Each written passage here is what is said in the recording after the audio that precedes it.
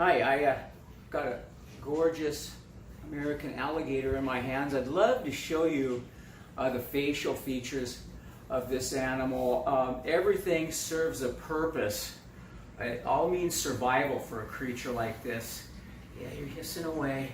If I can get her to open her mouth, and that's not a problem, get a close-up view of that mouth. You can see that tongue that is laying right over the lower jaw actually is a trap door.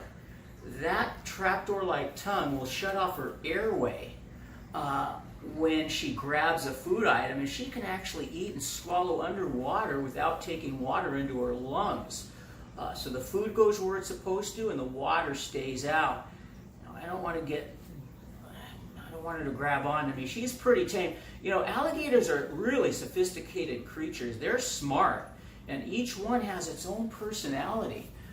You know, she's a sweetheart. Now she's an animal rescue. I'm going to find her a home where it's legal to keep them, a sanctuary somewhere in the States. But right now I'm nursing her back to health. She was penned up with some larger alligators, and they really beat her up. So she's still a little light, but very good-tempered, considering what this poor animal's been through. But you can see that tongue. I just want to make sure everybody sees that. And now we're going to go to another amazing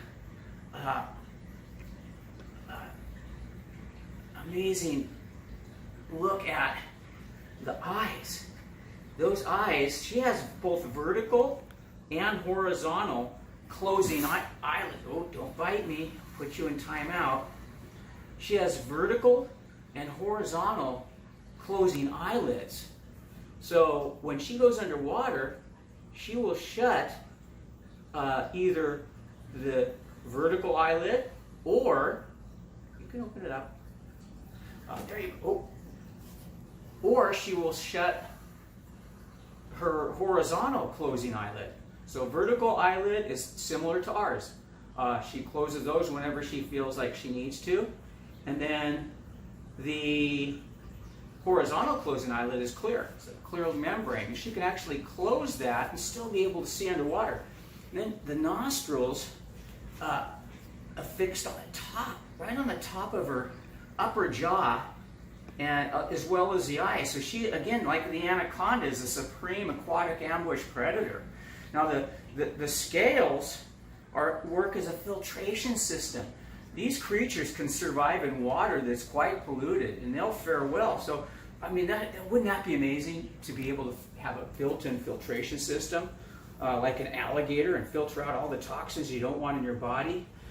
She has a lateral line right here. She's getting ready to come up and over. They can do that. It's amazing how agile these are. Even when they're several hundred pounds, these things will launch out of the water. They're laying at the real low in the water, ambush point near the shoreline, and launch like you wouldn't possibly imagine they can launch. The speed and power of these animals is just surprising. It all comes from the tail. This is the launch site right here.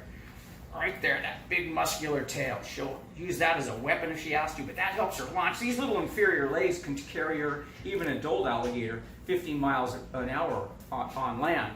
But underwater, she just puts those inferior legs to her sides and uses that tail. That's a thrust. That'll help her thrust. Now, but back to the filtration system. So this beautiful filtration system, lateral line to help her detect vibration in the water. So something splashing nearby, that tells her food's around, and she'll slink her way, swim her way into position and either attack whatever she's going to eat, or she just waits for that animal to come to her. These are found in North America, in the southern and southeastern United States. There is an Asiatic alligator, a Chinese alligator. They don't get very big, but our American alligator can exceed 12 feet, 14 feet, and I believe the record was over 18 feet. Just another look at her. And another interesting thing about the alligator is how you can identify them. Really interesting stuff. An alligator doesn't have a massive tooth on the lower jaw like a croc does.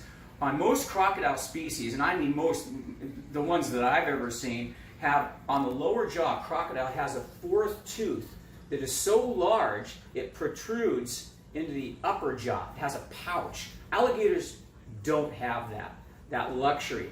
But they're not really designed to take large animals like crocodiles. So that massive tooth that you will observe on a crocodile, once that dagger-like tooth, along with the rest of the teeth and the powerful jaws that can exert hundreds, thousands of pounds of pressure, bone-crushing pressure per square inch. But anyway, once that dagger-like tooth locks into a prey item, that animal is not getting away. Now, alligators will eat larger food if they're opportunistic feeders. If the timing's right, if everything's right, they will take larger animals. But they won't take antelope or zebras or wildebeest like crocodiles do. I mean, what's the biggest prey item an alligator is going to find in Florida?